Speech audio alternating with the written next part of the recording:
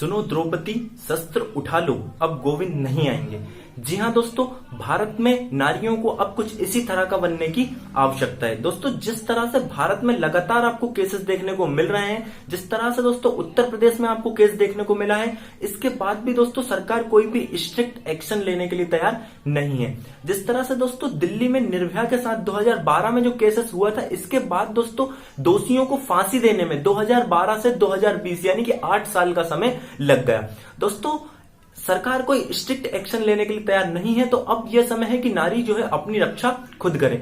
इसके साथ ही दोस्तों जो भारत का संविधान है वो खुद नारियों को इसके राइट्स देता है, इस चीज की इजाजत देता है। तो दोस्तों आज की वीडियो में हम कुछ राइट्स जानने वाले हैं जो कि भारत के संविधान के द्वारा भारत की नारियों को दिए हुए हैं कि वो चाहें, अगर उनके खिलाफ कोई दुर्व्यवहार करना चाहे तो उनके पास राइट्स है कि वो सेल्फ डिफेंस में किसी की जान भी ले सकती हैं। और ये जो जान ली जाएगी ये मर्डर नहीं कहलाया जाएगा, क्योंकि संविधान में ये है कि आप जो है अपने सेल्फ डिफेंस में इस तरह का सेल्फ डिफेंस कर सकते हैं कि ये मर्डर की श्रेणी में नहीं आएगा और आपको कोई भी सजा नहीं होगी। तो दोस्तों हम जानते हैं कि ये किस तरह से जो है सेल्फ डिफेंस, इसके कुछ रूल्स है दोस्तों, उनके फॉलोस जो है भारत की जनता को करने होते हैं, क्योंकि संविधान में ने जो इस तरह के राइट्स दिए हैं तो कुछ कंडीशंस भी रखी हैं। तो दोस्तों जिस तरह से अगर आपके कोई घर में घुस के चोरी के उद्देश्य से घुसता है तो आप उसको जान से मार सकते हैं। इसके साथ आपको कोई भी मर्डर का चार्ज आपके ऊपर नहीं लगेगा। अगर कोई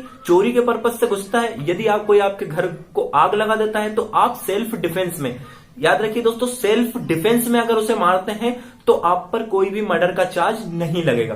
साथ ही साथ अगर कोई किसी लड़की के साथ या किसी महिला के साथ दुर्व्यवहार करना चाहे और यदि उसे पता हो, लड़की को ऐसा पता हो कि ये दुर्व्यवहार के इरादे से उसको छू रहा है, तो वो उसका मर्डर कर सकती है।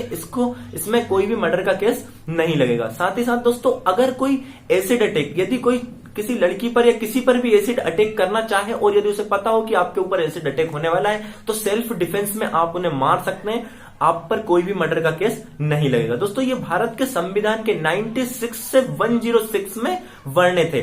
96 से 106 में क्लियरली ये चीजें दी हुई है कि सेल्फ डिफेंस में अगर आप किसी को मारते हैं तो आप पर कोई भी मर्डर का चार्ज नहीं लगेगा।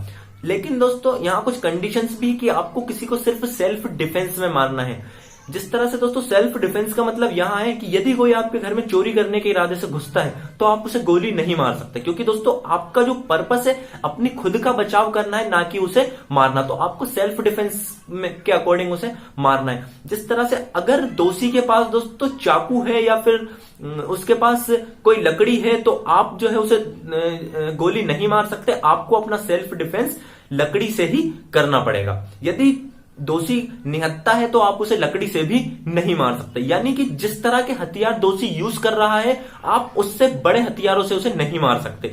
अदरवाइज दोस्तों आप जो है आपका जो पर्पस है सेल्फ डिफेंस करने का वो उसे मारना ही है।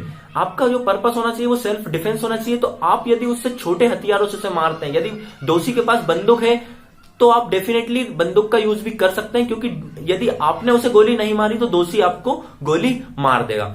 तो जो है यदि उसके पास लकड़ी है तो आप उसे गोली नहीं मार सकते, लेकिन उसके पास गोली है तो आप बदले में उसे गोली मार सकते हैं। तो सेल्फ डिफेंस का मतलब यहां यह है कि दोषी के पास जो हथियार है आप उससे ज्यादा बड़ा हथियार यूज नहीं कर सकते। जैसे यदि दोषी के पास चाकू या लकड़ी है तो आप जो है बंदूक का यूज नहीं कर सकते। अदरवाइज दोस्तों जो है आप पे मर्डर का केस भी लग सकता है। सेल्फ डिफेंस में यदि आप किसी को मारते हैं तो आप पर केस नहीं लगेगा। और सेल्फ डिफेंस का मतलब यही है कि आपके पास जो है दोषी से छोटा हथियार होना चाहिए, ताकि आप अपना बचाव कर सकें। आप अपना बचाव कर सकें। दोषी से छोटा हथियार या जो हथियार दोषी के पास है, जिस तरह से मैंने बताया आप उसे गोली किस कंडीशन से मार सकते हैं, जब उसके पास बंदूक हो।